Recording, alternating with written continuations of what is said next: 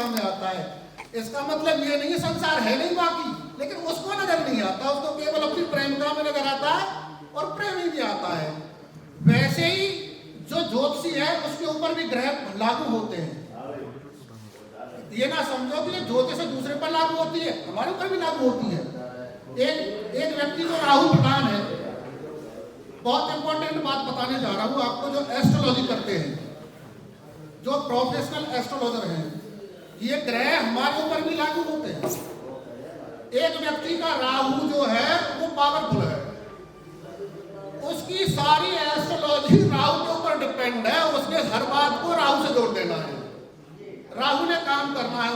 एक को मैं सुन रहा था एस्ट्रोलॉजर को, कई बार ये हम सबको भ्रम हो जाता है कि ये जो हमको लोग ज्यादा जानते हैं तो हमारी ही सारी बात सही है, सनातन, हमने जो कह दिया वही सनातन है, वही सत्य है।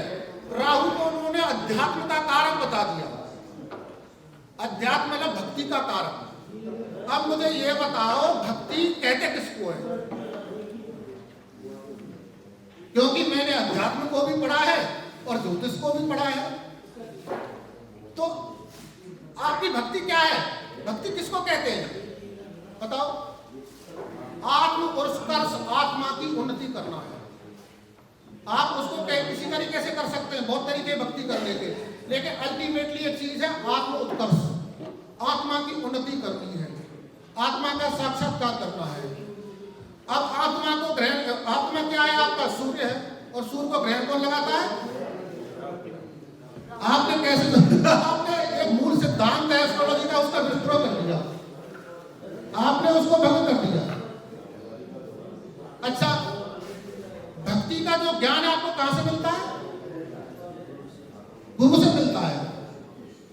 नवम स्थान का स्वकारक भी कौन है? गुरु है। अब गुरु के साथ जब राहु आ जाता तो क्या बनता है?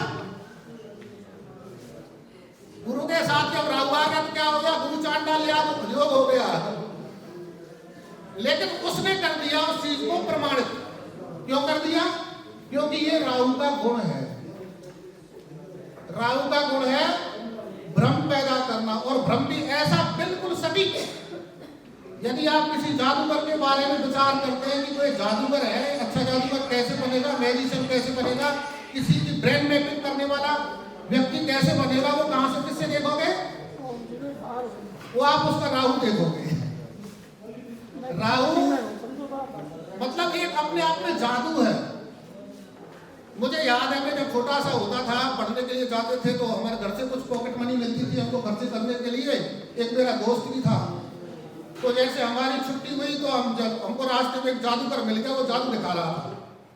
तो उसने एक बंदे के गले में यहाँ छुरी मारी हुई थी उसके में, और रक्त खून भी निकल रहा था, और बोला जो तुम्हारे पास है फटाफट दे दो, नहीं तो ये लड़का मर जाएगा, इसकी जान चली जाएगी। और हम डर गए, हम रोने लगे, और हमने वो पैसे भी दे दिए। हमने पैसे तो हमको अपने काम के लिए मिले थे, लेकिन वो हमने जादूगर को दे दिए। घर आके हमने अपने मम्मी पापा को बताया, अरे मूर्खों, जादू में सच्चाई नहीं होती। तो जो आम व्यक्ति है उसको राहु प्रधान व्यक्ति इस तरीके से भ्रमित कर देता है कि वो उसको सत्य प्रतीत होता है, सत्य लगता है। उसी प्रकार ये जो राहु है कहीं ना कहीं आदमी को इतना भ्रमित कर देता है कि ये धर्म विरुद्ध हम जा रहे हैं, सनातन के विरुद्ध हम जा रहे हैं, लेकिन फिर भी आदमी अपने आप को सत्य मानता है। बहुत कुछ है ज्योतिष में जानने के लिए, ज्योतिष अनंत है, इसका कोई अंत नहीं है। मेरा निवेदन सभी से यह है कि जो ज्योतिष में ज्योतिषियों का मिलन हो, वो ज्ञान का संवर्धन होना चाहिए, ना कि क्रिटिसाइज। कई बार हमको गलतफहमी हो जाती है कि हम क्रिटिसाइज कर रहे हैं, क्रिटिसाइज नहीं कर रहे। बुद्ध का गुण है ज्ञान का संवर्धन करना, और ज्ञान का संवर्धन जब होगा, ज्ञान जब बढ़ेगा, जब हम आपस में चर्चा करेंगे। मेरा प्रथम शुरुआत में यही था कि एक ज्ञान एक आपकी ऐसी चीज है, इसका यदि आप आदान प्रदान करोगे तो वो डबल होगा, घटेगा नहीं। आपको ज्यादा लोग सुनते हैं, ज्यादा लोग जानते हैं, इसके लिए मैं आपसे करवत निवेदन करूंगा, मैं हाथ जोड़ के, कोई भी बात ऐसी ना करो जो सनातन के विरुद्ध जाती हो। आप लोगों को जानकारी नहीं है, आपकी बात समझ में नहीं आई, तो इसका मतलब ये ना समझो वो चीज गलत है।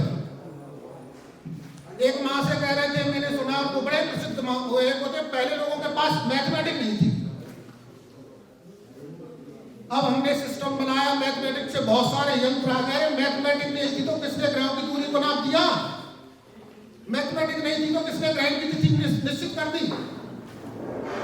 ये आपको वो मैथमेटिक्स नहीं आती जो पहले हमारे ऋषि मुनियों के पास थी। आप वैदिक नहीं जानते। ज्योतिष वैदिक पर चलती है। ज्योतिष एक से शुरू नहीं होती, जीरो से होती। 0 0 0 0 फिर 1 वहां से स्टार्ट होती है ज्योतिष।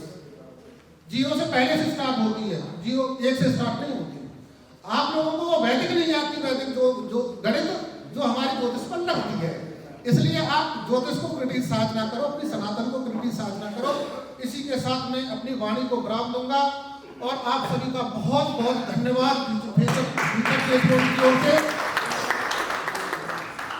फ्यूचर फेस पॉइंट की ओर से आपका बहुत बहुत धन्यवाद। आपने अपना कीमती समय निकाला और आप सुनने के लिए आए। और जो वरिष्ठ देवज्ञ जन हैं, सीनियर एस्ट्रोलॉजर्स हैं, इन्होंने आकर अपना कीमती वक्त आप लोगों को दिया, आप लोगों को ज्ञान का लाभ कराया, इस प्रोग्राम को सफल बनाया। इसके लिए आपका सभी का बहुत बहुत धन्यवाद। और मेरा आप सभी को शुभाशीर्वचन, आपके शुभ मंगल कामना, आपके मंगल भविष्य की कामना करते हुए अपनी वाणी को विराम देता हूँ। जय श्री कृष्ण।